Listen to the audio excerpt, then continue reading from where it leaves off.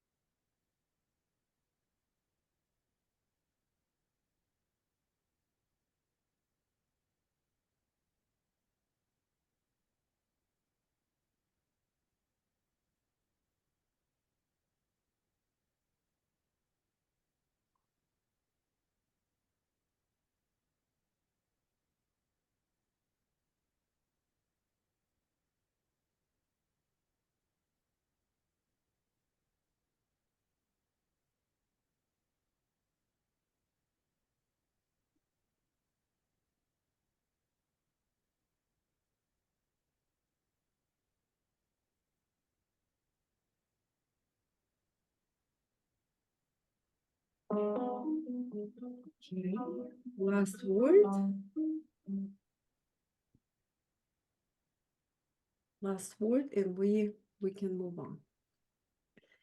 Okay, and count how many words you have. If you have like more than 20 words, you on a topic, you fire up something right within you. Mine are not so much words as much as sentences, like I feel that I'll be judged.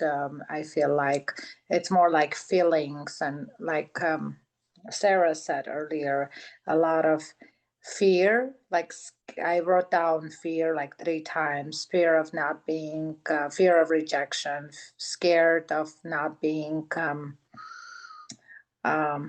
People make fun of you or laughed at you and stuff like that. So, yeah, that's mostly boiled down to like kind of being afraid that it's like you said, if we talk about comfort zone, like I got to a point, and sorry, I have my thing upside down because it's charging and the charger is here. So you see half of my face. It's like I got to a place where like I have respect and acknowledgement and whatever. So to go to the next level, mostly, yeah, it's all around fear that I might lose what I have now and not get to the next level, kind of. But I don't know what my is that considered secondarily benefit? The fear is my secondarily benefit. So think for yourself, what you feel like, because if you really feel like to break through what it's stopping you, fear, it might be just excuse for you to grow bigger. Something maybe, Lazy is lazy could be secondarily benefit. it can be too. It's okay because your body try to protect you. Because you say, okay, why, what's laziness? It's like, why people lazy? Because you say, why do I want to move and do more than I do now? Because it's not even pay me. But if it would be really inspire you and your passion, you don't care. You're not lazy when you're really inspired into something. But you need to really like cultivate that. It's like a seed. First one is like grow, it's slow, but then all of a sudden overnight you see the flower because it's germinates certain time and then you bloom all of a sudden. So it's okay. We all have this time. Sometimes we want to be lazy, it's fine. Sometimes we want to be afraid, it's also fine. So it's okay. I It's think all, what you said, it's really, really the key, It's like, because I remember there were times that I have done some tremendous, huge, huge, huge things, but I was inspired. Like, I'm like, oh my gosh, I want to have this. So right now, maybe I just don't have anything. And whatever I do have is theoretically, connected to um, maybe some other people's expectations, and good people, like people tell me, okay, you should have your channel, you should have your YouTube thing, you should have your coaching program, you should have this. I mean, people are giving me all these great ideas, but I'm myself, maybe I'm just not inspired to do so. It's just not my thing. not yet. Not yet. You don't even know. Maybe something trigger you one day and you all of a sudden change your mind and you start to do things you never. That's what happened in life usually. You know these examples in your life. Yeah, That I agree with that. One thing I wanted to add to that is really it's a misperception of what you can actually do because you have self-doubt. Most of the time, the lazy word is just how we describe it's more negative than anything. I think that the focus should be on why you don't have energy to, pursue that dream. So it's maybe the misperception of what, and it's developed by fear, right? because you have a fear of, oh, what might happen, like you said, like you have the fear of rejection, or you're looking for maybe one other's approval, or you have a fear of comfort or safety, because these things, you know, that are you're protected by just the safety of where you're at. But sometimes you want to take a risk because you may not know where that takes you. But at that point, how would you ever know if you could be better than where you're at now, unless you decide to take, that actual risk and go outside your comfort zone and outside your box. And just like Alina said, maybe you don't get to that podcast right now, but maybe in 4 months you figure, okay, what do I need to do in order to get on a podcast? How do I get to that point? What will bring me a motivation or inspire me to get there? Yeah. What is your drive? You might not find it right now, but you're going to find ways to change your mindset, to believe in yourself more and more. And then you have this kind of instant desire to want to speak out to other people, and you're going to find every which way you can to figure out that way. You're going to run into somebody because the energy is going to align yourself with that positive vibration. Just like Alina said, you have that vibration going out, and you walk down the street and somebody you meet just happens to have a podcast and they're looking for someone to go on their show. So no, it's amazing. Yeah, especially like now that I wrote these things down, and doing the part of the neurographica is the fact that obviously I have a neuron somewhere in my brain that I can talk about this. I can agree with you. I literally agree with you to a point. If I was going to give this advice to someone else, obviously I would give that advice. But there's something in me whenever I'm going to do this, it's like there's disconnect. blockage. So A blockage. yeah, like limiting belief, kind of a blockage that with but yeah, great. It's all good. I'm very happy. Did you write yours? Me? Yeah. Oh, yes, sir. Yeah. So I don't know if you can see this. Let's see if I can show you. It's too blurry. It's quite a bit. So I scribbled a lot, and it's 16 words exactly. It's basically probably what everybody else maybe were thinking in their mind.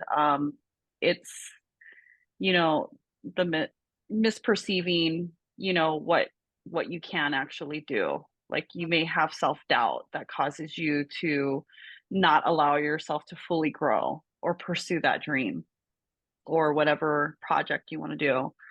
So self-doubt, distractions. What distractions are going on in your life right now? Sometimes I feel like if we can stay grounded and disconnect ourselves from the world, we may be able to evolve into something bigger and better.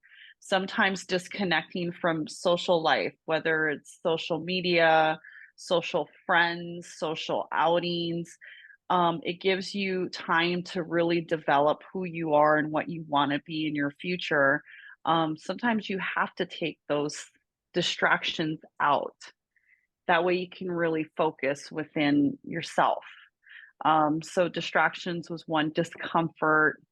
I kept thinking of water, something around water. Something was distracting me with water, and I don't know what that means, but fear of rejection, looking for other people's approval. Sometimes you live life thinking that, oh, if someone isn't going to like it, or someone may, give their opinion and you don't know how to take the criticism.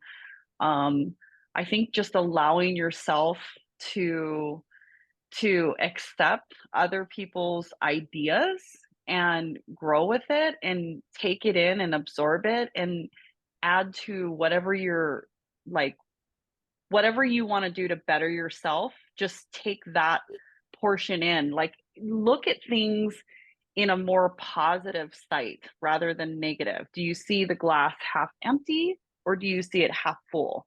When you start changing your mindset to looking at optimism versus pessimism, you're going to find that things are just going to fall into your lap. All of a sudden, your universe is just going to connect. All these neurons in your brain are just going to start igniting. It's going to go boom, boom, boom, boom, and it's going to be fire, fire. And every time you walk by, it doesn't matter who it is or what it is, it's just the energy. I've literally had, and this is no joke, one time I walked through a casino and I must have had at least 9 people stop me dead in my tracks. Whether they said, "Hi, how are you doing? Oh my God, I really like that dress on you. Wow, you have such a beautiful smile." And I didn't even have to say anything, but it's the idea that you were able to, I guess, express this type of aura or this energy around you. And it'll be like the laws of attraction. You will attract abundance no matter what, because you have that inner level of confidence. No one can touch it. You are the person that determines your happiness, your sadness, your self-loathing, all of these things. So when you block your neurons with fear and self-doubt and all these things that you don't think you can do, or you don't have that belief system in yourself, then you're going to find yourself becoming stagnant. So that was one of my words, stagnant. And that's like right where that ceiling is. It's like you want to go up and you want to break that ceiling to have higher income. How do you get to that point? What is going to inspire you? What's going to motivate you? What's going to drive you? Sometimes it takes meditative therapy. You know what I mean? It takes talking in groups with people that can understand and listen to you or understand your feelings. Sometimes it's just validating your feelings. Maybe something happened in your past life that you still block because it's traumatic, and you open up. But once you open that portal, I promise you, it's going to be fire. That's what we do here. We open up the portal. That's what we do. So, and let's look at our words again. Bobby, if you want to share, I give you 1 minute because I know everybody want to share. I love your share. Thank you so much for your input. Bobby, do you want to share? Well, I had 23 words and mine were a little different. It was more about people, friends, mom, dad, things like that, husband, I don't know, those kind of things. But just like I told you today, I have this thing that I'm in charge of, or I'm responsible for everybody. I have to, everybody has to be happy and Bobby, goddess who is take charge to make everybody happy. yeah. Who is this? You know what I mean? And I told you about that book I'm reading, and it gets through your whole body, like you say, Elena. It's through your whole body, and you got to change it.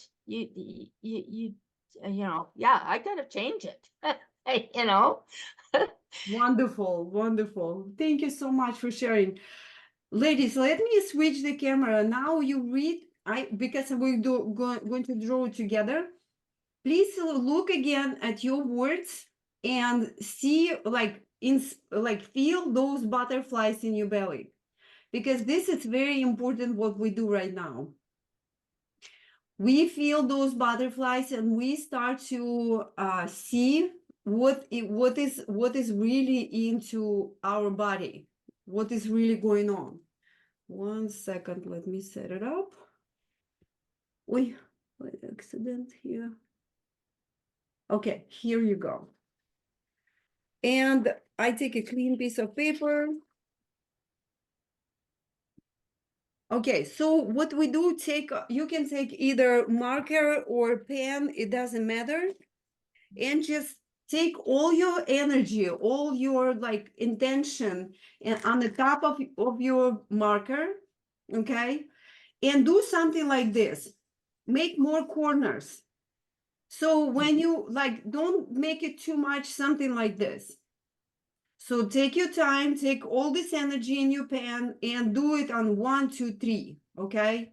So do something like this. We do need corners, okay? Make sure it's not like rounded. No. We need some kind of corners, okay?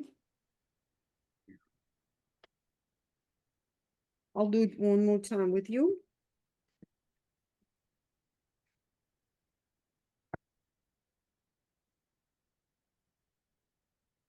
And now, while you put it there, your words next to you, and I will pick on my words too, as well. And let's round the corners. And while you do round the corners, look at your words. Look, what is it stopping you? What is it blocking you? What is secondary benefit? And just smooth it out. And just imagine, just keep in mind, what if it's possible for you? What if it's much easier than you think? And keep round the corners.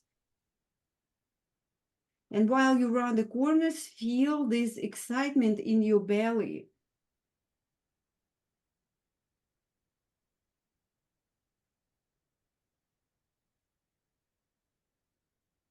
Just really get into the process.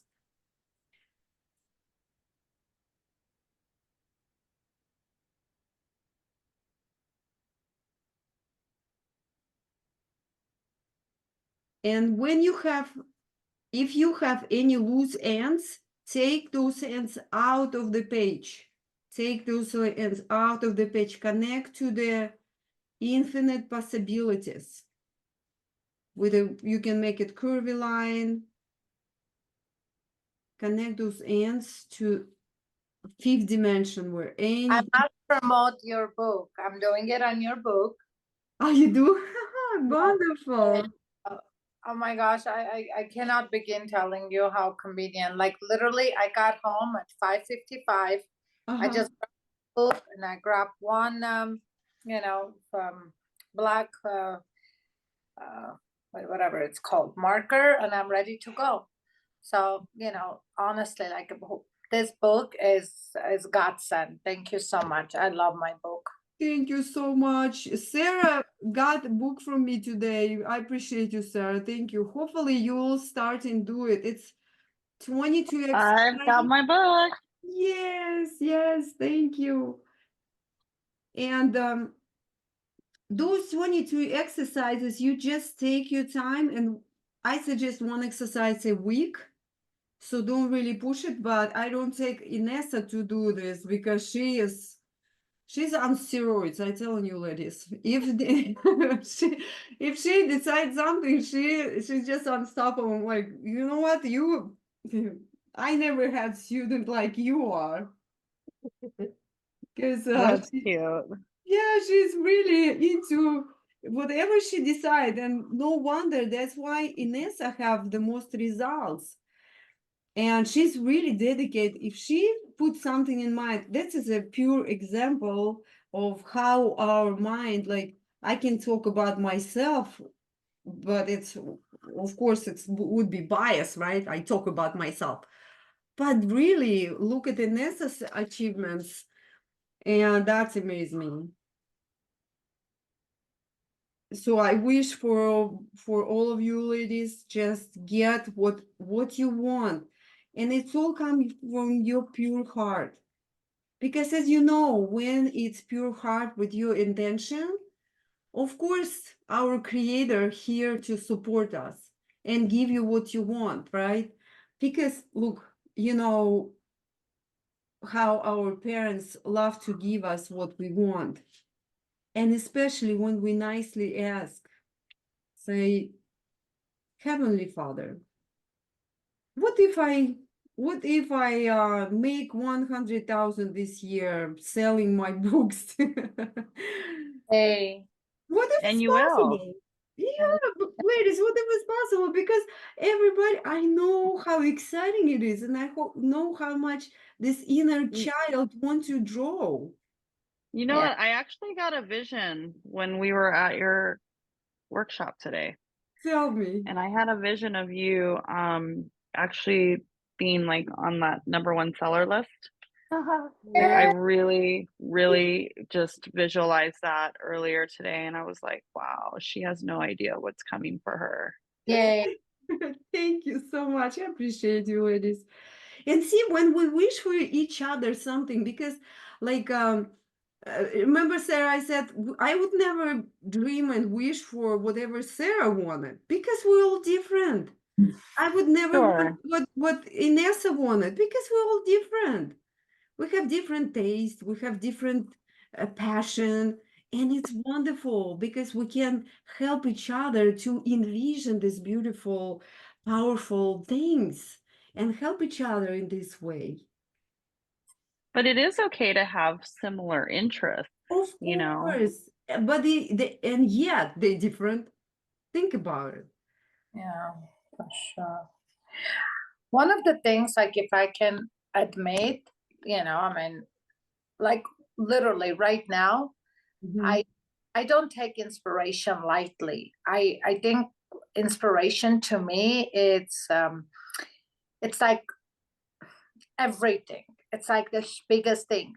But then what happens, you're like, we sit down here and we get inspired, we draw, and then we go and into our rabbit hole, or changing the tail kind of a thing, and you're like, oh my gosh, like, so what I do, I a lot of times, like while I'm inspired, that's where I'm at. So I already texted 3 people because this thing inspired me. So I want to do what I wanted to do, right? Which is basically doing more real estate videos about interior design, Las Vegas, and real estate. So I Mhm. had 3 people telling them, let's do this. Like I'm literally hiring them. It's not like they have to say yes or no. Obviously, all of them are going to say yes. And then schedule a meeting, hire them. Next week, that's it. I'm out there shooting a video. So You're doing it. You're actually yeah, taking that idea and you're putting into action. yes. And that has been probably the biggest token of my success. I do like action. If I say, like, like my boyfriend, he always makes fun of me because when we talk, it's like, okay, this is happening, because he knows if I said it, if I don't do it that day, I'm gonna do it next day. But It's like the 4 agreements, be impeccable with your word, right? yeah, Beautiful. yeah, and that has been kind of like a big thing. But also it comes with a little burnout because then you end up doing so much. Some of the things end up not pinning out. It also has to do a lot with expenses. What Mhm. spend money, blah blah. But at the end of the day, I mean, I guess if I'm staying true to my, like Yelena said, what energizes me, what I really do want to do, then it will play out. Maybe not immediately, but Mhm. it plays out. Yeah, we have to trust the process, right? Because we think about, we always supported. And what is stopping us? Some kind of limiting belief. Alexa, stop. Sorry about that. Say it again. Oh, no. I had a notification. I just had to turn it off. Oh, okay. So, ladies, you know what? I suggest take those lines which is out much more thicker, because like just send this message to universe. You know what? This is my idea in the middle, but I have such a thick connections to universe, to the outer, to like angels or powers that it's supporting me, but that those ends out thick and solid. Be generous to yourself, because this is all we do right now. It's work for our subconscious. So, and breathe into it, and you see how much you can make yourself connect to the universe, to infinite possibilities and how thick it is. Because all you wish for yourself the best. And it must be positive and wonderful. Can I share something with you Yeah. all? So I was going into this workshop today with kind of a clear mind of just looking to just kind of find I guess some type of meditative therapy of how I can be a better person and what my future lies for me. And you may not all know this, but I am like currently looking for a job. And I just had high hopes that, you know, everything would fall into place, even though I've been kind of living off my savings account and I've been just, of course, a little scared, like, will I find something before, you know, the money runs out, whatever. And I just never really felt scared ever. I knew things would kind of just fall into place as they needed to. And I felt like coming to your workshop today, Alina, was just gonna even like further connect me to all of my passions. And so when I was on my way home today from your workshop, I actually got an email from Caesars Entertainment, and they're hiring me for one of the positions I applied for. Oh my God. I got Yeah. Congratulations. It was, thank you. And it's not about me. I just wanted to tell you this little testimonial because this is really just a clear reality of what can trigger your, I guess, your rhythm and your vibration. Oh, And love it. for whatever reason, you know, whether it was going to happen today or a week from now, or maybe even another month from now, I just, something in the back of my mind, something in my heart felt like I never had to worry about anything because it would fall into place as it needed to. And I needed to be patient. And maybe that's another thing that we also need to learn about ourselves is learning how to be more patient with things, because on a regular basis, you know, of course you want to take that dream or make it a reality and you want to put it into action, but sometimes you got to have patience for it because it will come eventually. You just have to keep, you know, having that strong desire to pursue that dream. So yeah, I just wanted to share that. Thank you so much for sharing. I'm so happy for you. Really, it's amazing. Thank you. It means so much to me that you share, especially it's like happens right after. And this is so powerful when we share all these little things because it gives us more like permission to relax into the process. We need to give ourselves permission to enjoy the life. We don't have Yes. to be in control of every moment and be worried. What's No. worry give us, right?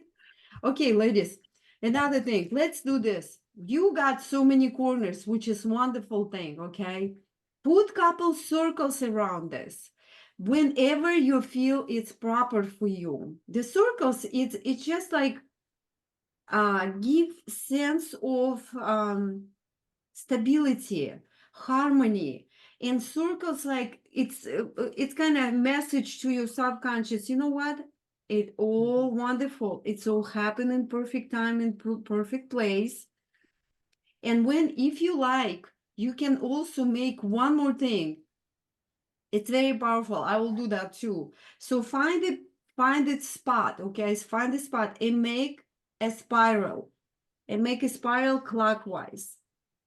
Kind of like allow yourself, you know, like imagine it's go back and big and back, big and big, but start spiral somewhere.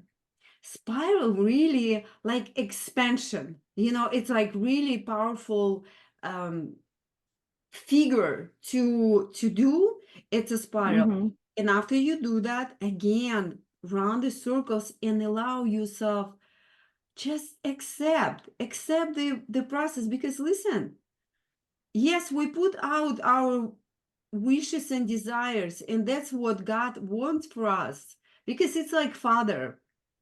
Father take a baby, okay? And baby sit on the shoulder of the father, and baby said, over there, over here, over there, over, and the baby think, baby in control, baby flying to that corner or this corner.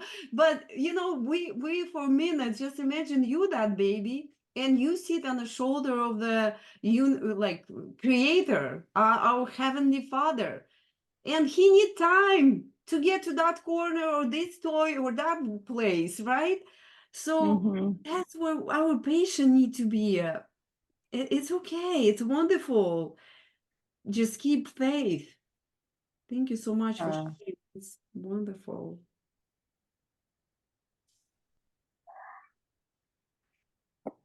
And see how many possibilities and opportunities. Sometimes we don't really see those opportunities for ourselves. And when we go through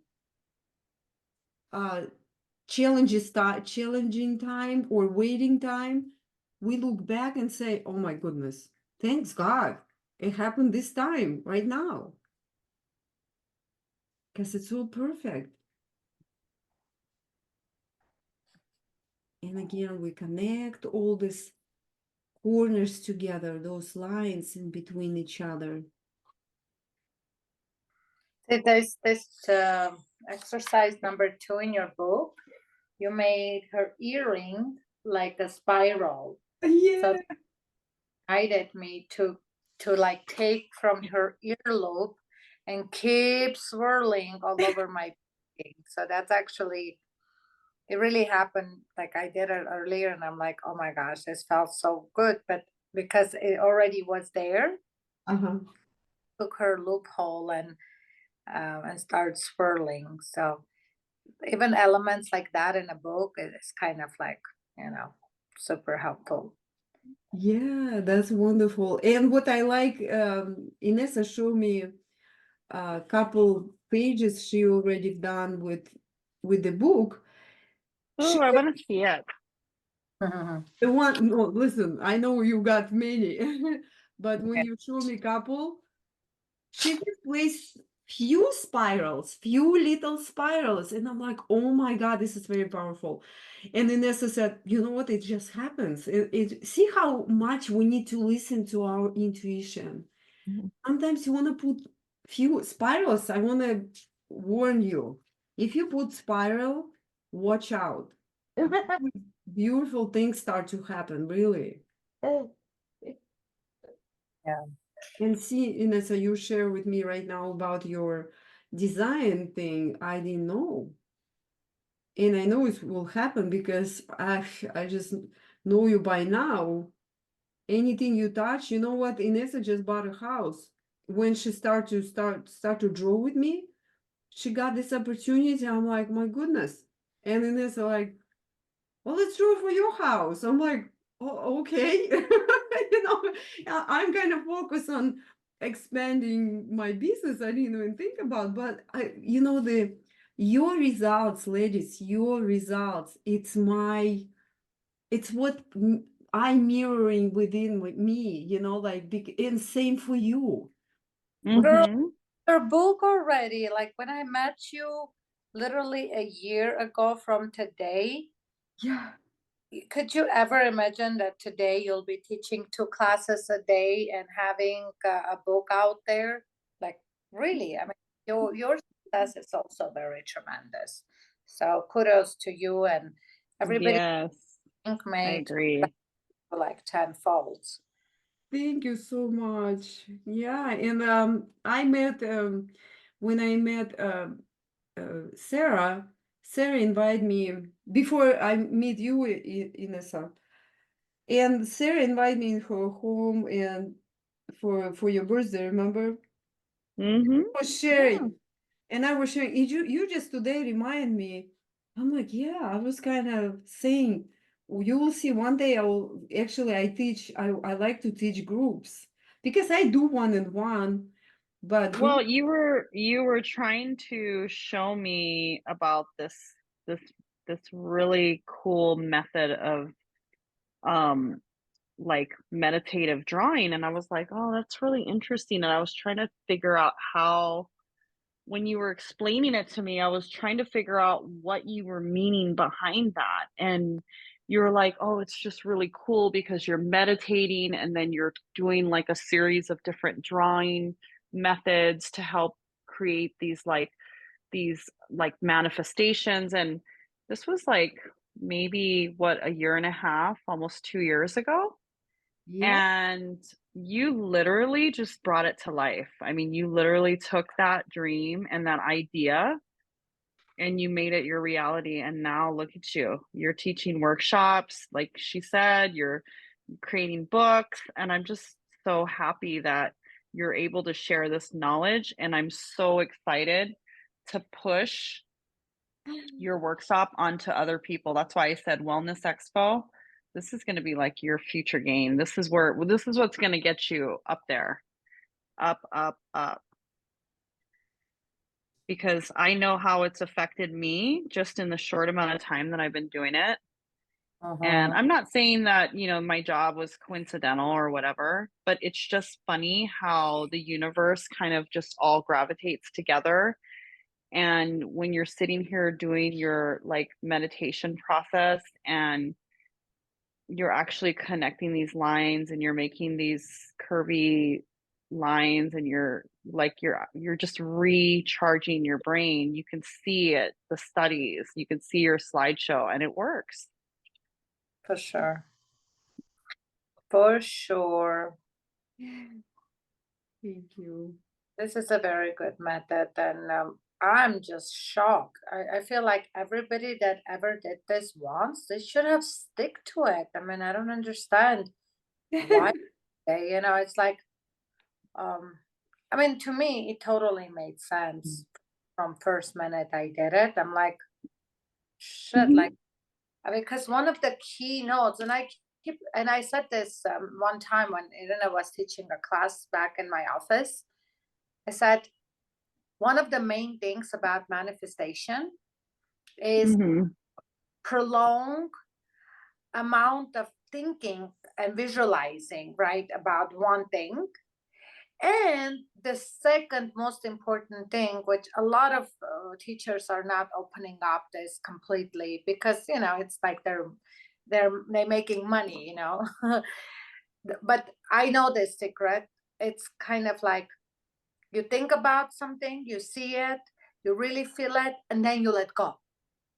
The letting Mhm. go is when the universe takes and goes, okay, let me work on it. Let me send you the right people, the right whatever.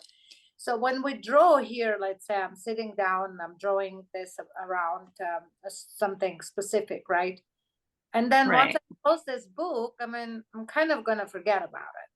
But as I've been sitting here and drawing on it for about an hour, the process already started. Perfect. Mhm. Yes. And so that's why I'm just surprised that every lady, especially some ladies, came. They really needed it, and they wouldn't continue. But oh well. I mean, in a way, I know Well, I one met has. that one lady today. Her name was, I think it's Sherry or Shelly. Uh-huh. Oh, Sherry. And Yeah. yeah, Sherry.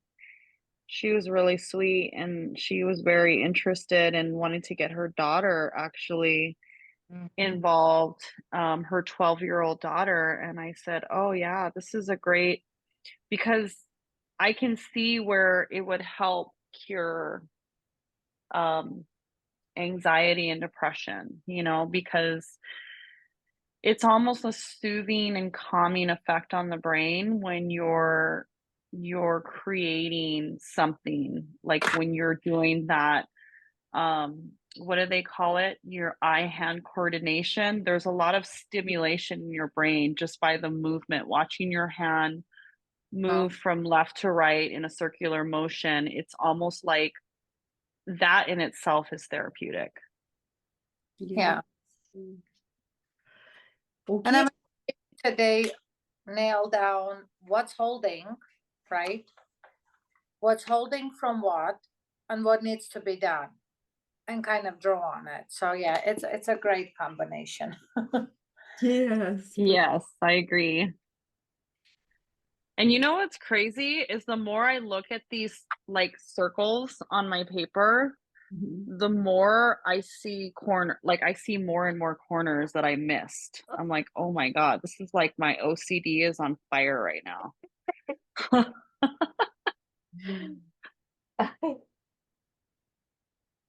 I'm And like, oh, I forgot that corner. it's okay. It's okay. You know, sometimes if you feel you can leave the corners in, it's fine too. I like to smooth the corners, especially when I think about achievement, because listen, we all want it smooth, smooth with no hustle, bustle. We want it like meet people who is step forward and really work with us, not something that it's go against us or whatever. So that's what smoothing corners for me. And sometimes I don't even see them right away, like you, Sarah. I come back Mhm. and fix them. But as soon as I put color in, I trust the process. I said, you know what? If it's little corner, let it be. Let it be. It's might be it's a good idea. Because sometimes It might be a beautiful mistake, right? or maybe you become feisty and you get things your way. You know what I mean? Right. Sometimes you want to step in and really push it your way. So always smooth and sweet. This is a perfect message. And what we do right now, we build a portal for our future, for our like these secondary benefits. We not, I wouldn't say we transform it. We transform this state into something beautiful, into possibilities. And whenever you're ready, you can start to do your color. And again, like whatever color talk to you, just take the color and let it go. Let it go through your figures here. It's no right or wrong. It just your inner child, she knows the way.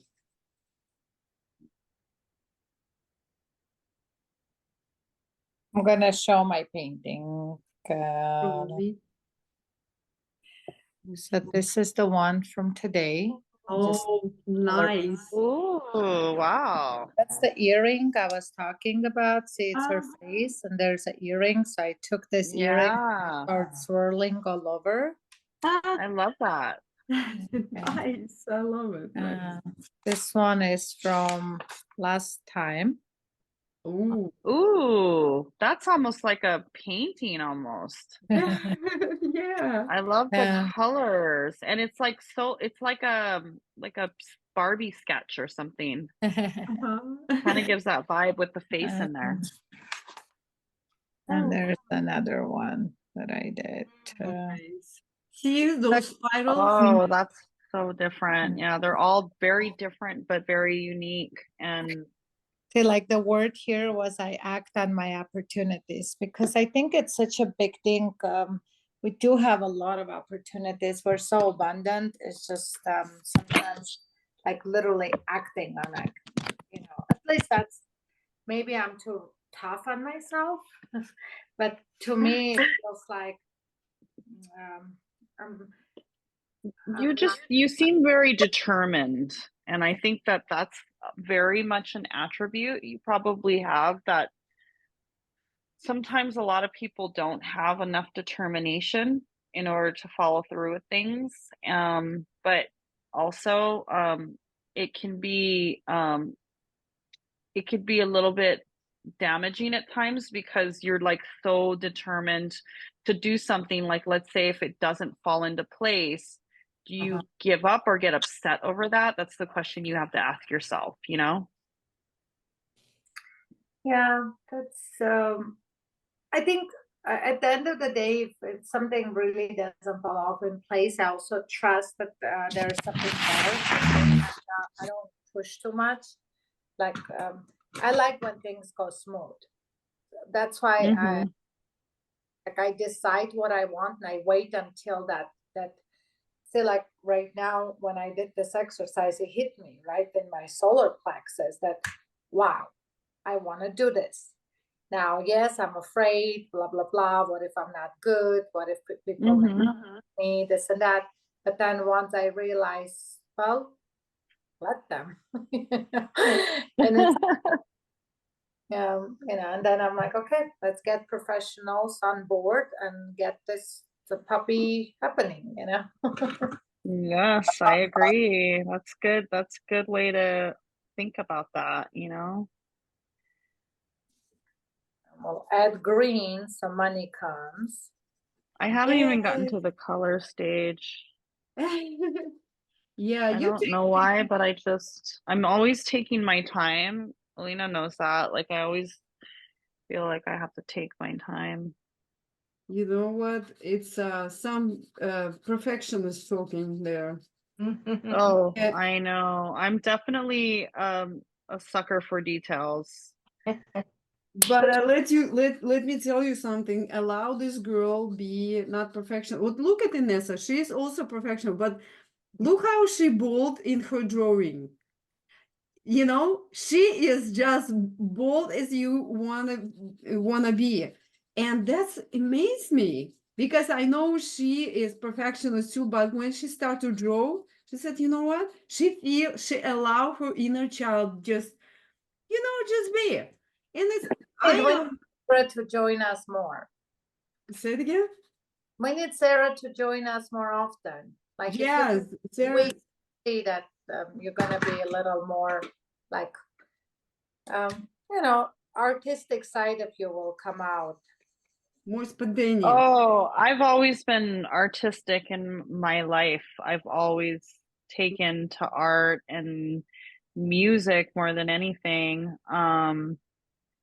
But I really appreciate, this type of therapy, and it just seems really nice to have a good group of women to kind of work amongst it because I don't know what it is about a female group, but I feel like it's so empowering. I've always been one to like encourage other women to be successful in anything they do, whether it's work or community stuff or family oriented. I'm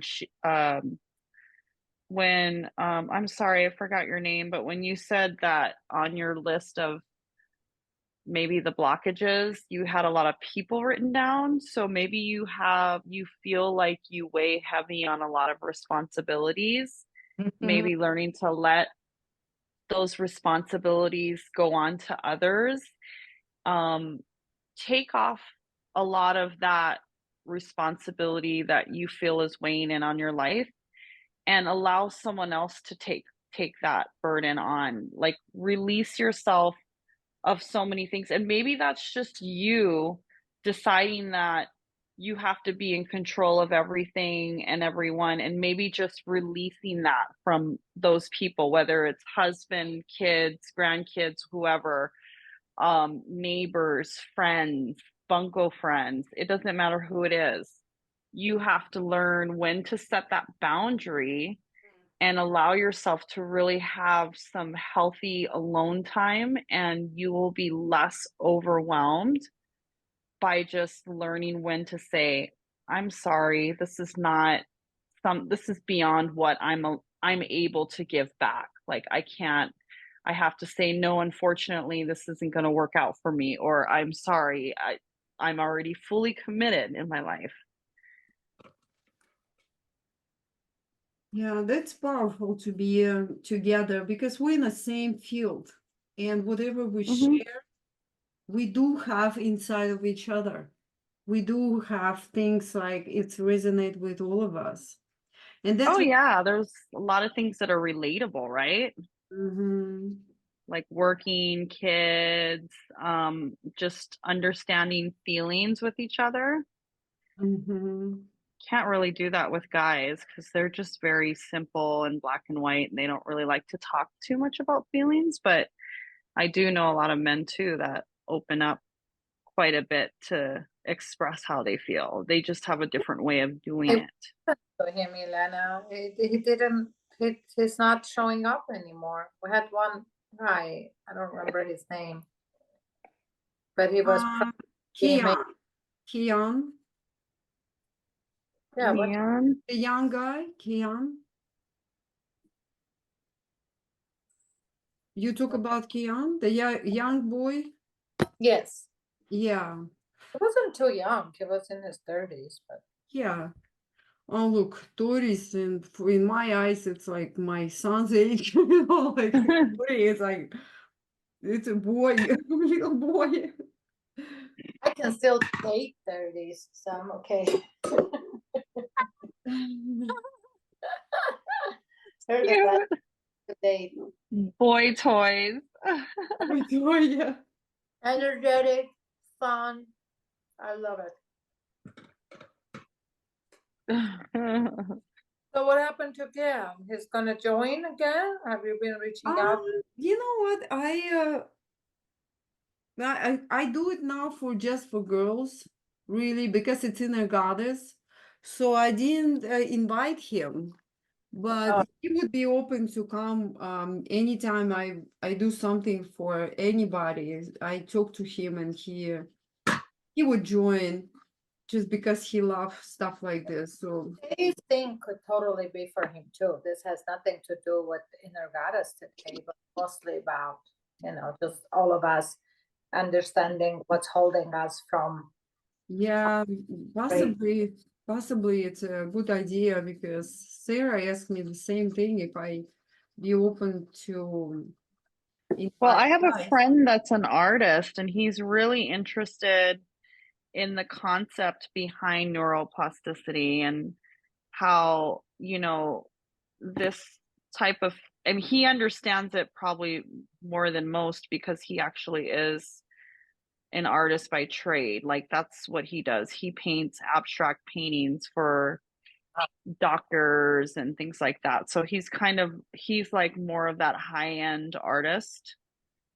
And his artwork is phenomenal. I mean, he's really but it's very deep. You can tell, like, I'm really into artwork and I appreciate all different types of artists, whether they're realism, watercolor, the abstract, landscapes.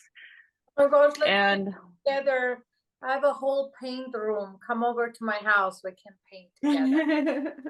yeah, well, this is pretty much what we're doing. We're just kind of expressing our feelings on paper by allowing our brain to connect the dots, right? Make the circles.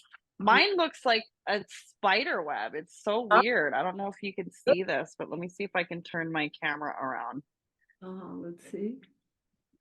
Yes, that's perfect. That's good. Now I see. Okay. Yes, good.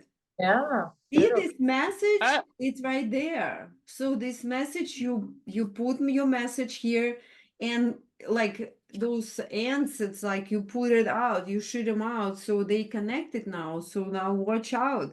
Watch what's gonna happen. And in your mind, the spiral goes on and on, and it's expanding. So in I its just realized I don't have any. probably somebody called her on the phone. Lost her. Thank you so much, Inessa, for joining me. I appreciate you so much. Anytime you come, it's just inspiration for me. You're doing amazing. Just keep up and draw for yourself to put your own intentions every time you're teaching us, so we all help each other. Yeah, see how it, So much like literally, is it all about money? Maybe. I mean, maybe it's that. no, for me, it's just next level. It's not so much like money. It's just like next challenge. Like how you have a game, Mhm. and okay, what is my next level? And it's excite me because it's give me more connections, more things to do, more things to learn for myself. It's like what you're saying right now, it's so pure because, for example, I want to do these real estate videos, right? Mhm. But if you go there with like videographer, blah, blah, blah, it becomes so tense and I have to prepare the speech and then you're thinking, how do I look, blah, blah, blah, blah. But let's say if I went to do this video with a friend or with Roland and we just get a cup of coffee and we just go and we'll look at homes or we go to, I don't know, Mhm. stores and we're just laughing and goofing around and doing like I think that more belongs to me than anything else. So as I'm saying this, literally, I'm thinking instead of doing this with one of these photographers, professional, maybe I can do this with one of my friends. I mean, I can still pay for their time, but just go and do this more with somebody who's gonna ask goofy questions, blah blah blah. Because YouTube today, or Facebook, or Instagram, or TikTok, it's so saturated, and you never even know what inspires people. Sometimes there's a very very professional video, and they have 2 likes, and you see somebody goofy, their dog just like running around or peeing on the floor, and he has 10,000 likes. So Yeah, it goes viral. But really, the message you want to portray is about your business, right? So, how important is that for you to get that message out? And what's the best way to convey that message? Like, is it an advertisement? Is it advice? Is it, real estate information? Like, what do you want to project out there? And like you say, maybe you're more comfortable with just being your natural casual self. You may not have to have it so formal and professional, right? yeah, I think giving people information and through that showing my personality, because I'll be like, I resonate with you. Like I really, and every single client of mine, I call them my champagne clients. Like my will not work with anyone else for whatever reason. They just want to work with me. And I mean, I've been doing real estate for 18 years and I cannot begin telling you like how many true crazy stories I had. Like these people, I was not the agent, that transaction would not happen because I come on with my own abundance, like Mhm. capacity. So I'm a closer. I have closed Yeah. transactions. I had a client who didn't even have a green card, and the under Yeah. completely neglected checking their papers. Like that never happens. There on the application it says do you have are you U.S. citizen or you have a green card, like naturalization. Right. And he said no on both of them, and they still gave him 800,000 loan because somebody overlooked. And things like that happens when the collective energy is so strong that it just pushes through like a baby, just like it Yeah. comes. And then we're sitting at closing, and it's like, I'm like, Armin, didn't you not have your legal papers? But I said in Russian. And it's like, did you get your papers? It's like, no. I'm like, oh my gosh, shush. Like, shush, shush, shush. Because they don't ask, don't volunteer. Because it's not like you're lying. No, yeah. They have to determine your approval. And if they slip by that, that's on them. Yeah. So I'm No, like, I agree 100%. It's funny that you say that because I've been in sales and marketing for over 20 years. That's really my niche. I have businesses in the past in this town. And one thing that I've learned from being a business owner is when you are a consumer and you hire a company for their services, you want to make sure, number one, you're getting a fair price for your service. and you feel comfortable and you feel like they're really taking the time out for you. Like this is a service they're doing for you. So like the number one thing for me was always customer satisfaction. And I feel like when I followed this kind of it was my own like bylaws, when I figured out that I would do everything above and beyond to try to exceed their expectations and do everything above and beyond, I knew that I was going to have repeat clients. And sometimes they just wanted to come back because of my personality. It wasn't even so much that they were paying maybe double for the service, because they said, Sarah, I can get t-shirts anywhere in town and I could probably pay $10 less, but it's not you. I'd rather call you up, joke around, know that you can get the job done, you're reliable, you answer the phone. And those are the kind of things that people look for in, companies when they hire. It's like they want a realtor like you that's going to take the time out of their day to tell them a joke. Maybe for whatever reason, they didn't even need to like call you about the house they're closing on. Maybe they just wanted to hear your voice and hear you say, oh my God, what did you really turn in your information for your green card? But it's just that interaction, the human interaction, which really excites people. And again, like you said, you're creating that level of abundance for them, but really you're not. All you're doing is you're just being personable with that client, and you're making them feel like comfortable and welcomed and wanted, because everybody at the end of the day wants to have that sense of acceptance or feeling of welcoming. Because I could go and eat anywhere in this town, and I'll tell you what, the minute I get crappy service, boom, I'm out and I won't be back, Yeah. No, you're absolutely right. Service is a big deal. And I mean, I learned this many years ago from somebody, one of my teachers. I have so many teachers in my life that come and go. And she told me that money it's like a virus. If you like, and they say this all day, every day, like if you surround yourself with certain people and it kind of like resonates on you. So for example, everybody that touches my money, my accountant, even my assistant, my bankers and people like that, I do make sure that their people are not necessarily rich people, but there are generous people and they're abundant people. And one time, I swear, I had this lady who was doing my books, and I didn't know that she was broke. And my business was kind of not thriving. I had like this stagnant. And I'm like, where's this stagnant is coming from? And then I was talking to her, and she was like, she just had this really close-minded attitude towards money. Like she was so afraid of spending $1 or giving something to charity or something.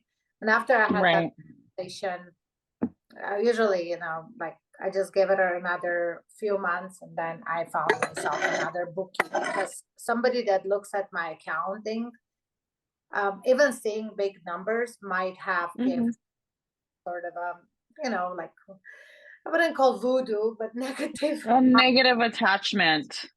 Yeah. So you don't want any negative attachments. And you know what? You probably made a really good business decision at that point. Yeah. Because sometimes when people are, I guess, when they have issues or they're struggling like that, they tend to, those are the people that, they do shady stuff behind your back. They're embezzling your own money. They're stealing from you. Okay, let me stop you here. Let me stop Okay. you here, ladies. Whenever we think like that, just think this way. Okay, something going on within me. Nobody has power over you, but our mind, we can actually spell on ourselves. Okay, just think about that. Don't give anybody power that somebody can do have power over me and do spell. We allow this. It's on ourselves. Mm-hmm. Think this way, because spell on yourself. You know what? Nobody can have power over me. Nobody. I felt not the greatest, but you know what? It's okay. I go It's sleep okay. on Yeah. it. I sleep on it and I get better. I am powerful. It's my life. Nobody can do any shit over me. Or I don't know how strong to say that. So, but really, ladies, believe that. Believe, don't allow yourself. And I know I've been there so much time. I told many people like, oh, she did spell on me. Oh, I know people wish me bad luck and stuff. I did it on myself. No, that's very true. So I recently found myself in a really bad relationship that I just got out of. It was very toxic, and um it was abusive in all different categories. I started to get upset at myself because I felt like I kind of followed this pattern that maybe it's not so much the men that I'm dating in my life. It's really, it comes from within me. Like, I need to stop and set boundaries ahead of time before I get myself in these vulnerable situations, because I'm so, openly trusting and loving and generous that it's easy for people to take advantage when you don't have the courage to stop and say, I'm sorry, I don't want to do this, or this is not something I'm comfortable with, and set that boundary ahead of time. Then you get stuck, and then you want to put a blame on something else. But really, like you said, Alina, it starts with you, within you. You're the one that has full control of your life. You are the only one that can control your mind, your feelings, your physical well-being, your mental well-being. It's all within you. That's okay. Listen, it's just an experience. It's just an experience. And thanks God we have so many experiences like that. That's why we know how to choose the right thing. That's how we know how to choose, like, that's what I don't like. I see you through. I'm not gonna get myself back. But without this experience, you have no clue. That's why you jump into different experiences. Because if I tell you, Sarah, don't even go close to this guy, you, who you think you are? I know better. Right. I feel good. But when you experience, then you're like, You're like, wait a minute. You And know, it's so true. It's not, everything's a lesson, right?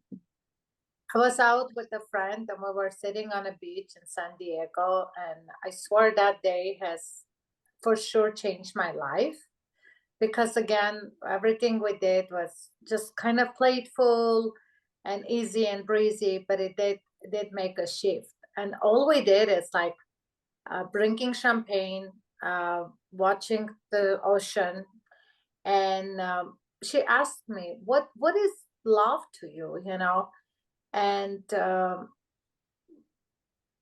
it was interesting that unfortunately, up until that day, up until I literally honestly start asking myself that question, I wasn't even aware that on the back of my mind, somehow deep in my subconscious or whatever, love was equaling to me drama. Like, to each their own, but to me it was very dramatic. As Romeo and Juliet kind of thing. I love him, he doesn't love me, or we can't be together because my father is against him, or we can't be together because his mother is against, or I'm in the United States, he's in Russia. Like, it's always like I grew up on so many of those books and romantic things that to me love was representing drama and a lot of sarcasm kind of things. And it was all just a matter of honestly just saying, you know what? No, I don't want this. I don't want this anymore. Whatever it is, however it was, whoever taught me this, maybe they didn't even mean it, but this is bullshit. I don't want this kind, and I changed it. From that day on, I mean, I didn't know Yelena. I couldn't do neurographica, but what I was doing every day, I had like yellow notes all over my house, and I would write, "Love is joy. Love is kindness. Love is kissing. Love is hugs. Love is, bringing chicken soup or."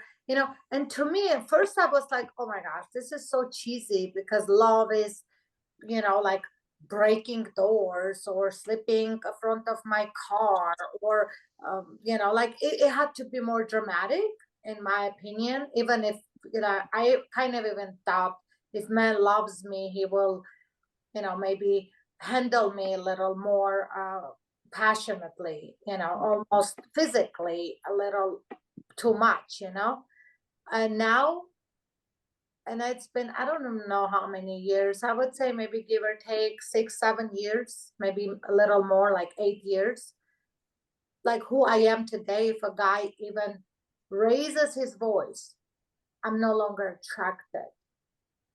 I rebuild that. You reprogram yourself. See what you did? You reprogram because you had a chip called love, and that chip react only when it's drama, when it's something that what it's ingrained, and it actually come from childhood too, from examples around. Yeah, But it when you start to reprogram yourself, you put this yellow stickers around. That's what you want to be. So you start to reprogram, transform this emotion, energy in motion. You start to transform it. And this is even more like help us to transform our emotions. That's a You great can do it right now with neurographica because this will be 10 times quicker. What I did took me about 6 months, maybe, kind of like, I mean, you're talking about changing your libido. You're talking about changing your sexual attraction because it's on the surface that we're saying, oh, I like this guy or I like that guy. But what you like is that maybe a little bit of that abusive kind of a mean thing turns you on, like literally sexually turns you on. So how do you change that? It's not a one-day thing. I mean, it took me a minute, but right now I'm just like, nicer the guy, hornier I get. Well, here's the thing, what I understand you're tapping into that, and I love that because it's so nice to hear other women's views on, idealistic relationships. We grow up with this belief system, like you say, Romeo, Juliet, Cinderella, Prince Charming. Our idea of love and romance, it's so misconstrued. Love is beyond that. It's beyond just the idea of, oh, you're going to fall into his arms and he's going to love you forever, because everybody's personalities are so different. But just being able, I think, like you say, the minute someone raises their voice, you've already allowed yourself to set that boundary to say, sorry, you're not for me. This is not what I want. You set your bar high and your standards high, you're going to get exactly the type of people falling into your life that you're able to allow them in. I was not doing that. I was not setting my own self-worth and value high.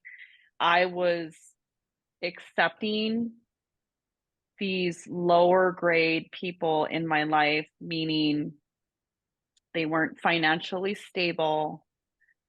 They had a criminal history. I kind of liked the sense of a bad boy. It seemed edgy to me, more daring. I'm kind of a rebel like that. And all it did was get me into this whirlwind of trouble, this emotional roller coaster. And just, it was like a toxic union. And I wasn't really setting true value to myself. I wasn't respecting my body as a temple. I was allowing a man to degrade me and put me down.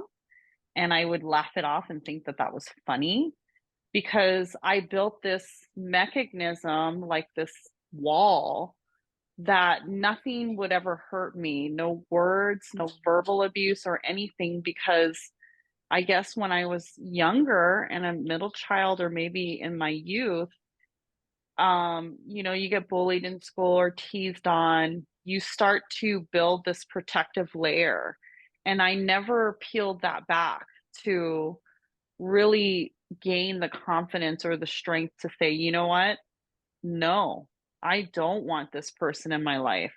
So because I didn't value myself, I found myself repeatedly finding the same type of men in my life, which was so dangerous and toxic and bad. And it just finally hit me about a few weeks ago when I had to break up with my boyfriend of like a year, who was physically and mentally and verbally abusing me. Wow. You know Wow. what, Sarah, let me share with you something. It's very interesting what you just share in Inessa too. So when in our mind, not whatever they teach us on the TV, the love should be, but for real, we experience different. And why we find the people who remind us about this kind of negative side of the love, because this make us feel alive. It's trigger us those, because we used to like, oh, my mama would never like be nice to me if I don't finish the soup, and it make me cry because she said you are a bad girl, and that's where it started. So, and it's a wonderful thing that we now realize something not resonate with what is really what I really want, and we can shift it with this We can drawing, with the reprogram that. Yeah. coaching. Yes, because till you don't realize it, you're never gonna start to look for answer. But when you realize that, you say, you know what, like Inessa, put those stickers around, like, I want this, instead of that. And Sarah said, you know what, enough is enough. I want something different, because now you got enough of this love that it's not really resonate with who you really are, with your true self.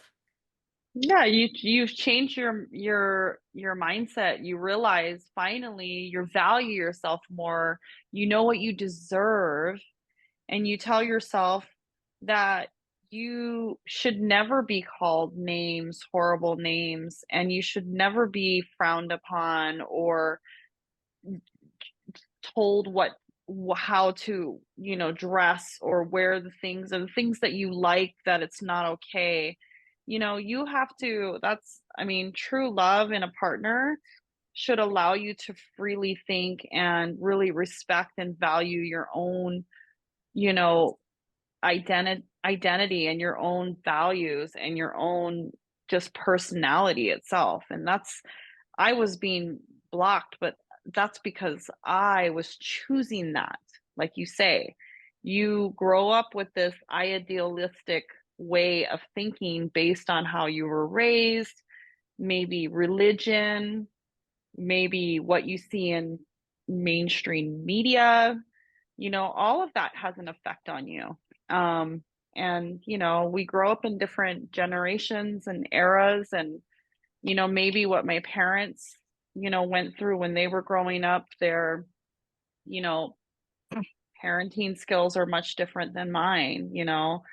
But we commonly carry through what our parents taught us. So a lot of times it gets passed down from generation to generation. So we find ourselves doing similar things that our parents did to us and what their parents did to them and so on. And, you know, we got to really take charge and find out what's really important, what's acceptable, what's morally right, you know, and at the end of the day, if you really value yourself as a person and learn how to like give your own self-love and self-respect, then you're going to get it in return, because you're going to see someone completely negative and you're going to say no, instead of saying, oh, I feel sorry for them, maybe they're just having a bad day. No, they're treating you terrible because they have their own traumas or issues, but that doesn't mean that you have to absorb that negativity. That doesn't mean that you have to be responsible for their problems. You can move on, block them out of your life, and keep going forward, and allow people that deserve to be in your life, and pick and choose. Sometimes it's better to have your friends as your family than your own family. Exactly. You know what else is very helpful, Sarah? When you call things the right names. Like theoretically, and I'm not talking about you, let's talk about some woman In general. in general that's getting mistreated, right? In one Yeah. capital word. Now, if a woman is being mistreated, that's not love. No. It's something else. It's addiction, it's trauma, it could be like some sort of masochistic tendencies. It could be a low self-esteem, but it ain't love. So when you call things, and I think that was my eye opener, because obviously I'm telling you this story about my life like 7-8 years ago.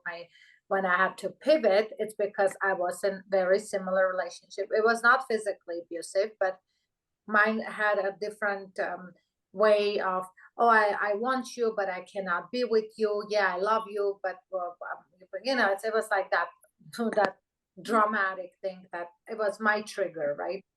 But it was so hard for me to sit down on that beach and be like, he doesn't love me, and I don't love him.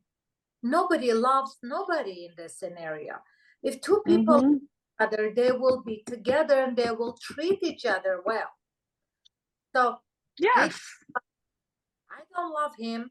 All we're doing, we're two neurotic people with issues, and God forbid we do end up together, we're gonna have a neurotic baby, and we're gonna be very sad people with like maybe even financial distress and everything else that comes with potentially maybe health issues, going all the way to cancer cells. You know, that's how it all boils down to. If you're not catching yourself when you are a train wreck, when you're wrecking yourself, but I don't love him, he doesn't love me, we are destroying each other. Yeah, well, and I love that you say, because it takes a lot of courage and a certain level of maturity to understand when something doesn't have that connection. When you don't have that connection, why would you want to waste either one of your time together to try to fix something? It will be addiction. The right word here is addiction. And when you, like for alcoholic, he will only heal when he says, I'm an alcoholic. If he says, oh, I'm just drinking, I can quit drinking, I don't care, then he's never going to quit. Same thing with drug addict. With the negative, with abuse, it's an addiction. And up until somebody admits that, you know, I'm addicted to this situation, because it could be dopamine driven. It's still it is. You're right. It does have an effect chemically, a chemical effect on the brain. Because you're releasing dopamine when you feel like a sense of control, right? So like the abuser wants to gain control of that person, whether they have issues with, low self-esteem or childhood abuse or abandonment issues, whatever they did, they want to be able to control that relationship, and they'll do it beyond measures that are, I guess, I mean, it's all the way around the board wrong, but they don't know, like, that they are addicted to that's what's causing them. Now let's get real. I mean, basically, you also want to keep in mind that obviously you're never going to find anybody that you never argue with, or you Perfect, right? agreement, blah blah blah. But there is that thing, when somebody's crossing it. So you don't have Yeah.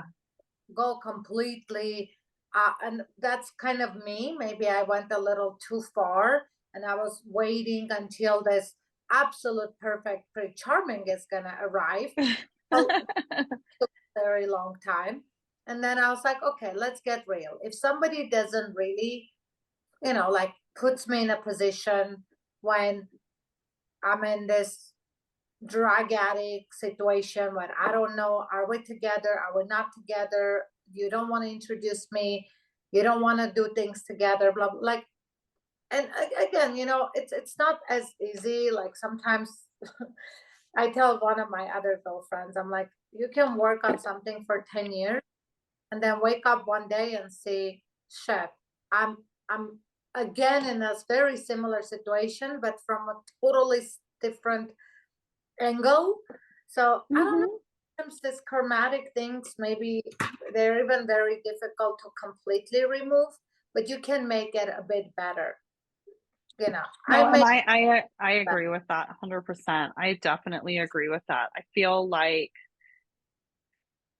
Remember, like, we if you, it's our job. yeah, yeah, it is. And you come to your senses and you realize that it's never going to change. What are you doing here? I had to make those decisions myself because I knew at some point, like, if I stayed in this relationship when I was married for 24 years, I told myself, if I continue to stay in this relationship, I'm not going to be happy or healthy because I my husband doesn't give me freedom. He doesn't allow me to be who I am and be unique and my own individual. He's very controlling. He's all of these things. Even though I was young and I allowed it because I didn't know, I was so passive and so young and naive. It kind of fell into place that way. But it was okay to understand that even though it was like, even though I became this victim trapped in this relationship, I had the freedom to get out of it. So I had the courage to say, no, enough is enough. I want a divorce. And I was able to work through it. Yeah, it was hard. But every relationship after that, which I only had 2 boyfriends after this for 6 years, I found myself kind of latching on to the first thing that gave me attention, regardless of who they were and what they were. And I didn't really even take the time to dissect. I just, oh, okay, the sex is good. Yeah, let's just do this. Oh my God, he's kind of cute. Yeah, let's do this. And it's sad because, again, I didn't value my worth, and I didn't value or respect my body. So I was getting crap in because I was allowing crap to come in.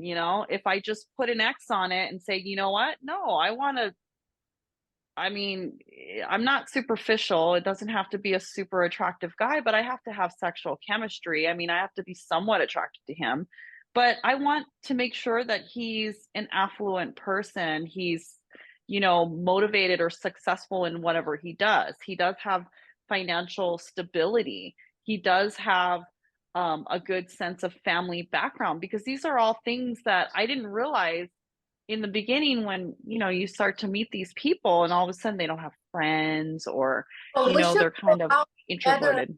And meet men. Sounds like you want exactly what I want. We should go. Right? Let's go.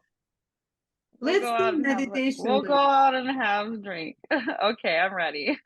Let's do meditation on that. Let's just see how we We're gonna manifest this Prince Charming with maybe a little bit of flaw. Like I can deal with like maybe a couple traffic tickets.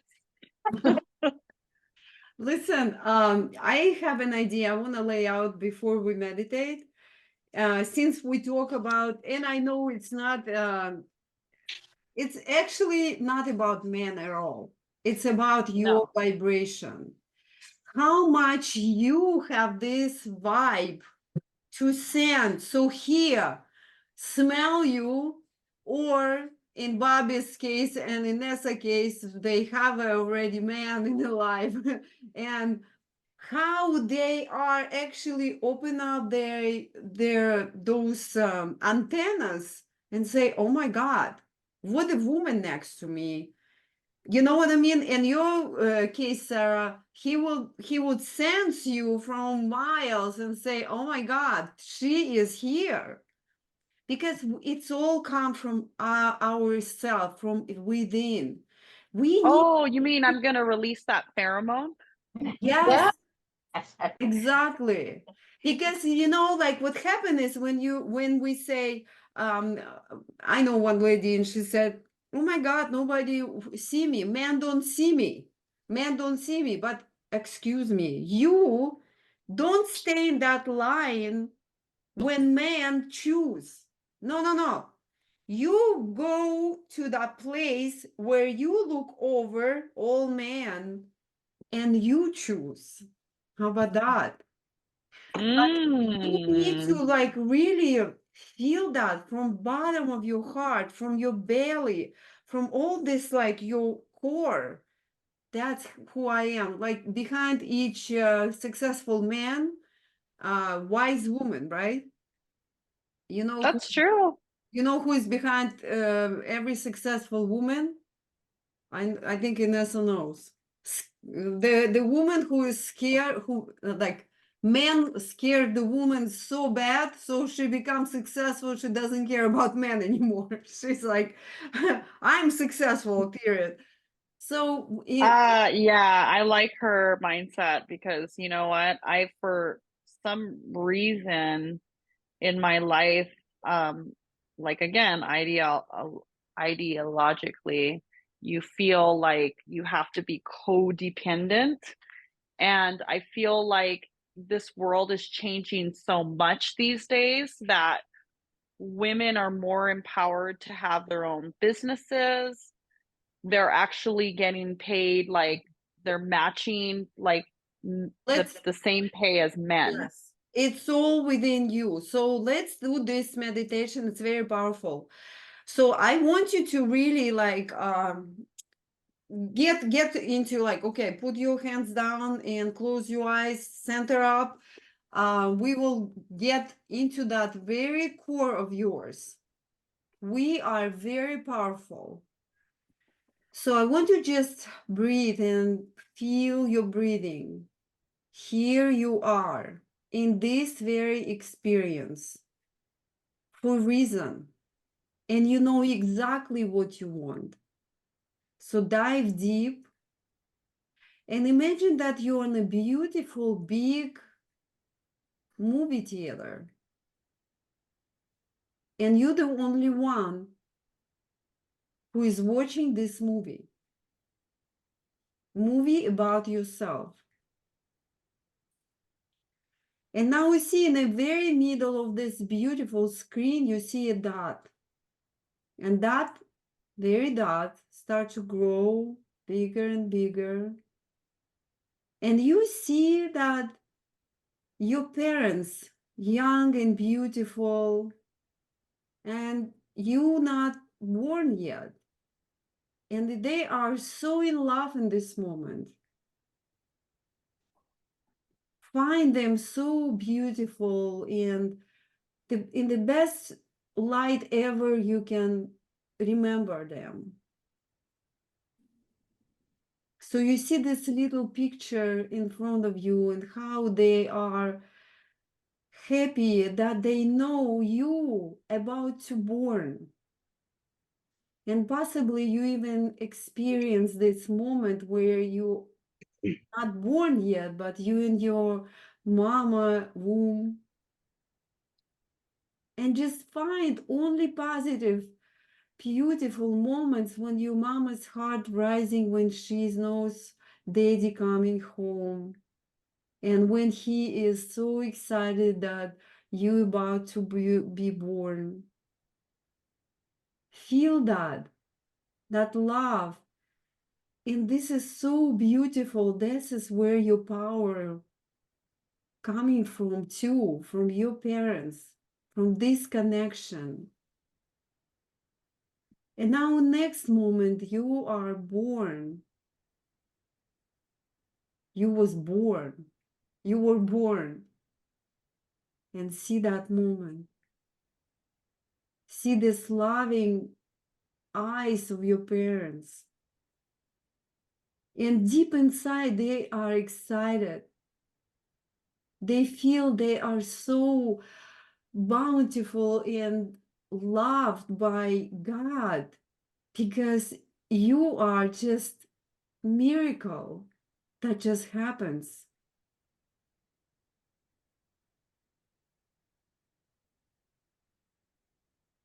And you have your own character, your own charisma. And see how this beautiful baby growing up and take a first step and having ideas, learning, very exciting about things, study the world with mama and papa, how much they all connected. This is priceless. Those moments, very, very powerful. And we appreciate those moments.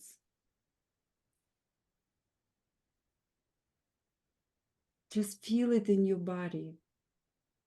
Feel it in your very core. It's always with you. This powerful connection. And see how your father teach you things. And he believe in you. And he give you these important words that still with you right now. They keep you very, very strong right now. Only one word can go all your life, and it would be just more than enough. Even look at you, the way he look at you with approval and pride. This is very powerful. And mama, all this attention of mama, how she is caring and loving around you. Those moments, it's very few moments, but how powerful those moments.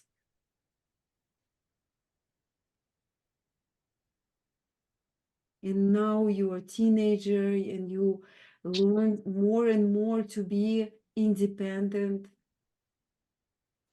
and study the world and notice all these possibilities and opportunities, and the good people come your way. A lot of good things happen to you. So now we appreciate all this wonderful and good things happens to us. They're very important. And if you even look at some challenges, but how strong you become after overcome those challenges. Wow, look back. Those challenges back then were so big, but how much different you become. You understand much deeper yourself. You become much stronger, wiser. Now you uncover another layer of yourself, your unstoppable self. Keep it, keep all these wonderful, powerful emotions that come with all these challenges. But it's gifts. All these challenges is a gifts for you, your gifts that you collect all your life. Appreciate them. Beautiful. And now, from now on, you can see how your future unfolds for you and how much you understand now. And now, in the moment now, you start to see those slides of your future on this beautiful screen. Slides of the future, how you feel. And this core is very strong within you. Now you know exactly what you want. And uncover all these images of yourself with your goddess. Open up her shoulders and open any door without even touching the door. So she walked in with a smile and this pure heart, open heart that is connecting immediately with everything around her. She's like a huge antenna, walking, living thing that all pure magnet for her vibration. What is her vibration? Feel that vibration. Just like now, slides fast go forward 3 years from now. Let's see future self 3 years from now. Beautiful. Wow. Feel her vibration. Look at her surroundings. Maybe you see details. Her house, her car, her connections.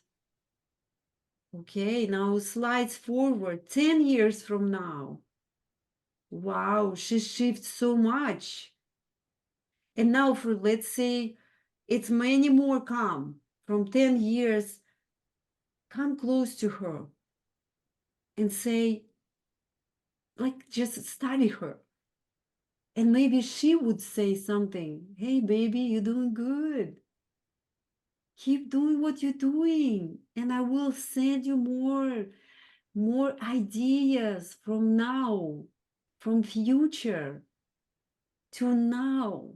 She will send you these ideas. She will send you these opportunities, people who will come your way and connect with you, because you are there already. Make a clear picture of yourself from now when it's 10 years ahead. Look, how she look like, what she is wearing, how she smell, how she hold her shoulders, who is next to her. Just give more details around her. Notice, walk around her, and just like walk into her body. It's your body. Connect with her body and feel like, wow, how does it feel? Feel good. Connect with that energy. For us to feel it, it's no time. You can feel it now. But if you feel it now strongly, you don't have to wait 10 years from now. You can connect it and unfold it very much sooner.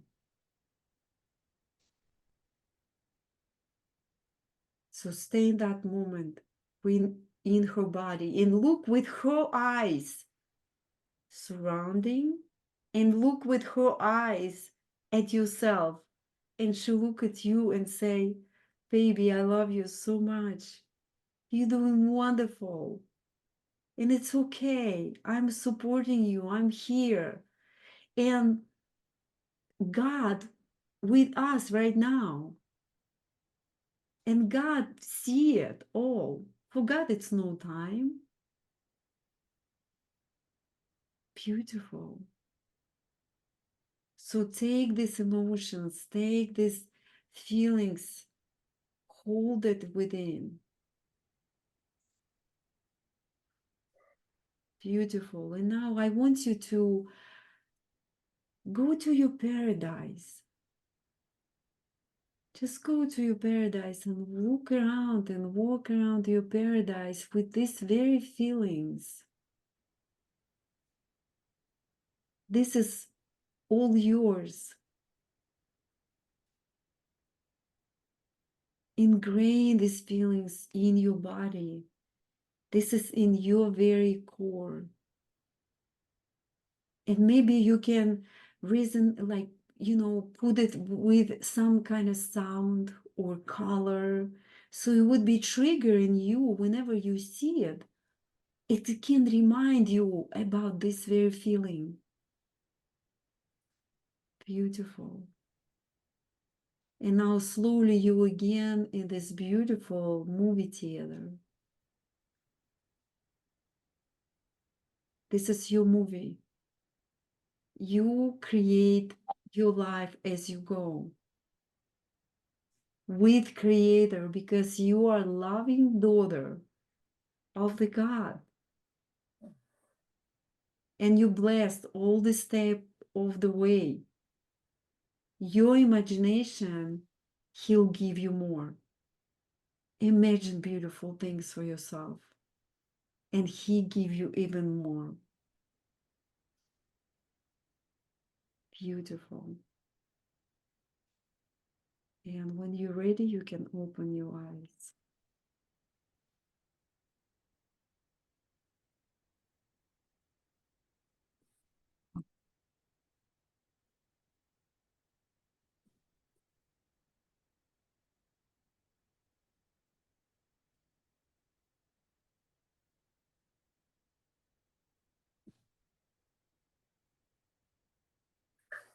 This was one of your absolute best meditations ever. Thank you. You are just, girl, you're getting better and better every day. What's happening? Wow. We create this beautiful movement. Let's just get together and just bring this energy out.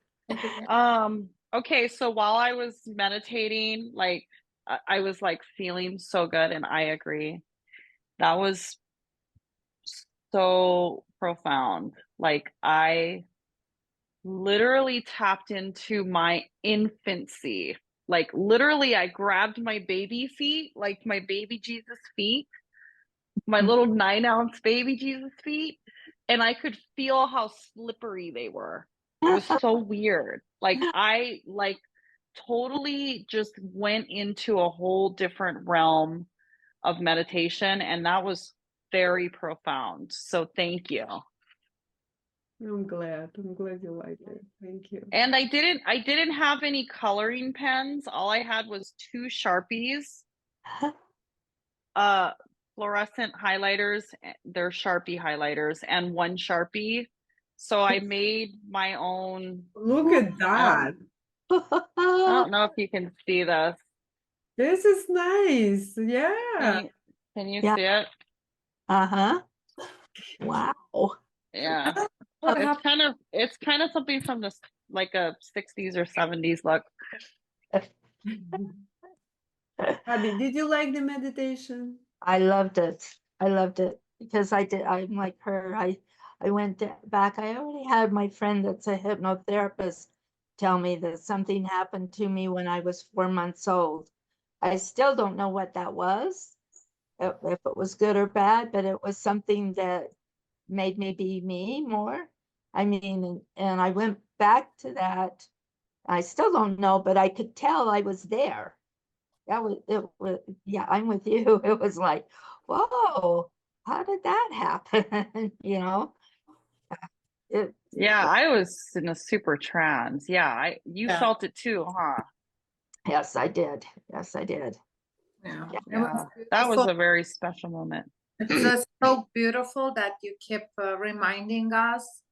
And we talked about this today with you. I'm just like, I I love my parents so much, like, and everybody, you know, it's like it's difficult to have a baby. It's very difficult to everyone, young, old, rich, poor, in love, not in love. I mean, with that all unknown, everything that happens to your body, all that nights that they don't sleep, and I mean, literally, it's the biggest unconditional thing that anyone could do. I don't even have children, but I can only imagine, you know, what it is, like how many times that person didn't sleep at night, or they didn't have the best piece of food, or something was hurting, maybe their tummy, their head. Oh my gosh, like they are like, I love my parents, and just right now going through my mind and just thanking them so much for everything they did.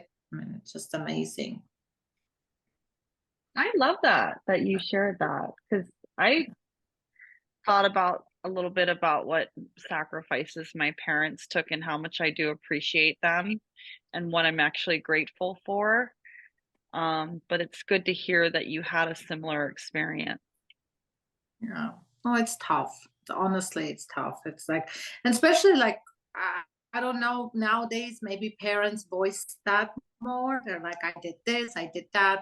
My generation, my parents, they never even say anything, because it's like it's given. They have to, you know, like they give us incredible education, and not a day my mother said, oh, we had to give you education, because yeah, of course, like some of these things are like almost like expected, but at the end of the day, they're not. You know, like, Yeah. for the parents, all you have to say is good things, and that's it. They did their best. They had you, they raised you, they keep you alive. For God's sake, you're not dead. They did their job. Now, if there's anything else they did bad because they were sick, only sick people will abuse their child. And for a sick person, you know, go get your own share of therapy and forgive them. Yeah. Well, I think that we do have different parenting skills. I grew up in a household where, you know, I was, you know, like it was acceptable to be spanked and corrected that way. But when I had my own children, I wanted to not be a soft mother or an easy mother. I wanted to be assertive, but I also wanted to give a constructive way of parenting, a constructive criticism, a constructive way to praise them, positive reinforcement. These are important values that you teach someone. Not saying that if they did something wrong, don't correct that, but there's a way to give, you know, positive, you know, reward or reinforcement in a negative situation. So just talking to someone and making them fully understand and giving them that level of respect, because nowadays respect is out the door. You know, sarcasm is almost accepted in every realm. And yeah, we do have that constitution that gives us the freedom and the right of speech or freedom to speak freely. But I think it goes beyond measures. And sometimes people are just hateful. They want to shame because that's all they feel good about is shaming, you know? So that's one thing I do agree that culturally, in other countries, it's just not acceptable where we do things that are just totally beyond, you know, other cultures. And I think that we need to go back to our roots and our values and really you know, learn how to be kind and respect one another without hatred or violence.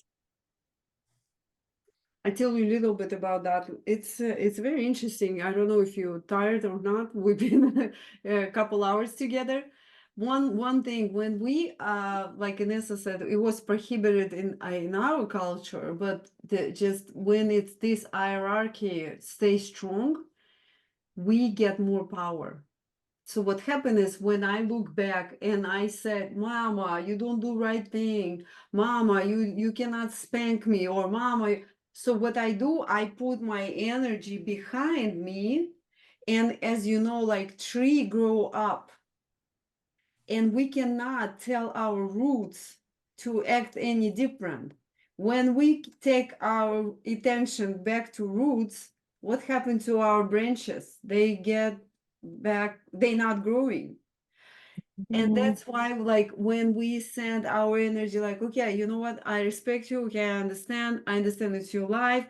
And this is very getting harder and harder because all this information available, all these movies, they try to program kids the way that mama not important, papa not important. I do my way, but what happened is, you know what, the who is still stay strong on this hierarchy and make sure that we respect parents. Those families usually have a longer life. Yeah.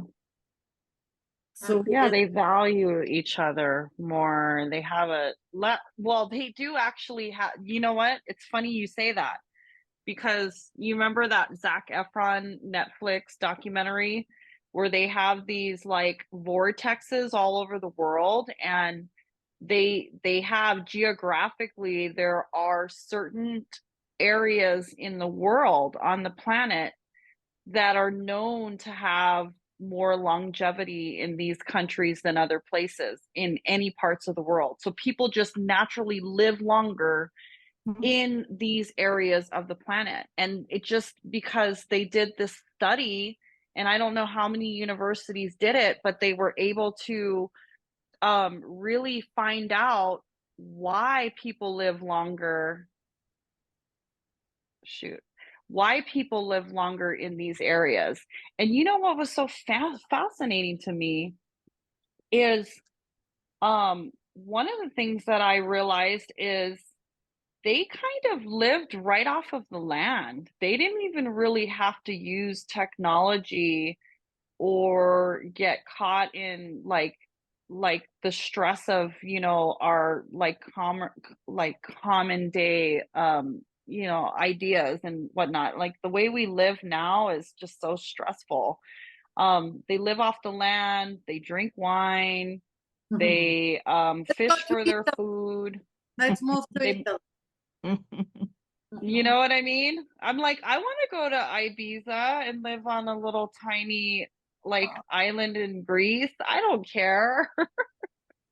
listen, you never know what's happening. Seriously, maybe you meet a guy who's a Greek and he take you home and say, baby, Va va voom. yeah, I have a land and I have a winery, and how about I will live off the ground of the land. And you know what? It's not that hard either. I grew up in a small town, and guess what? You work maybe 2 months hard, 2 months of the year. You have apples, bunch. You have Yeah. you collect these potatoes and pumpkins, and you have like you have so much food. Yes, 2 months of the maybe 4 months of the year you're working hard. Springtime and autumn. That's it. Yeah. I agree. And well, that was the one thing that I noticed in this show was the people that lived the longest were living the simplest. You know, it was just a simple lifestyle. They didn't have all this crazy distractions in their life. And you know what? They were still happy. They were healthy. They were cancer free. I mean, if you really think about it, in our modern day society, there's so many illnesses that are coming out. And I know I told you this, Alina, but I went and saw Deepak Chopra. I did one of his seminars, and he talks about the 7 pillars of well-being and all this and that. But really, what it comes down to, just like your therapy, is in Indian culture, they talk about really getting into the 5th dimension, you know, tapping into your third eye, really getting into meditation. Because once you've really fully like when you've actually fully gotten like what's your actual well-being in life, it's because you've actually tapped into a total another dimension, like a 5th dimension. And that's when you can really rid yourself of any type of illness. And, because we put so much upon ourselves with our minds. When you have a headache, when you're sick, you have a sore stomach. Yeah, it's true. Bacteria can get in your body scientifically, like whatever. But a lot of it is created by ourselves, our own destruction, our own self-loathing. So, with your therapy and just understanding that we can actually preserve life on our own. Again, that's when it goes back to belief system, because, a lot of times, in Indian culture, they may have multiple, I guess, Gods. lords or gods, Mhm. that kind of thing. So, and even in Hawaiian culture, like where I'm from, we have multiple spirit guides or gods. But just having that belief system of knowing that there is a higher power, there is an energy that is much, much farther beyond what we can even perceive or understand, but we can actually tap into that. And you're right, we should seek guidance in one specific area, whether we're going to just tap into our goddess, our inner goddess, or we're going to tap into money, wealth, or we're going to tap into, hey, I'm looking for a job, or how can I be a better person, and understanding that's what you're going to use your meditation for, because I love yoga too. I do that on a regular basis. I mean, I've prayed to God all of my life. I've actually told him many of things. Even at night before I went to bed, I would pray that, I was going to have a better day tomorrow. And I was thankful for all the things that he's given me. And, I grew up Catholic, but I don't go to church. I don't attend an organized religion. That's just my preference. But do I believe in the spirit of God? Yeah, absolutely. I do believe there's a higher power. I absolutely pray to him all the freaking time. And I might have daddy issues on certain days. I'm like, help me, God, please help me. Yeah. But he's always there because I feel his presence. I feel the energy. And I'm always so fascinated with multiple religions. I always love and appreciate that there's so many different vast amounts of like people that have their ideas of culture and religion and all of that. So I'm very open minded. I had a vision that this was going to be the start of your podcast. You were actually going to have a podcast and you're going to have people on it, just like me and everybody else that's on here. And you're going to have a podcast, and this is going to be part of your show. I like universe. I think Universe. I've kind of in tune more feminine energy than male energy when I think about universal power helping me, and I look at it as a mirror. I always take accountability. If I want love, I give love. If I want money, I give money. If I want help, I help. So one of my favorite sayings, I would say, universe, how can I serve you? Mm-hmm. That's Yeah, how. I like that. Well, you know what? To me, it sounds like creator is more singular, as to where universe is more of like a magnitude of.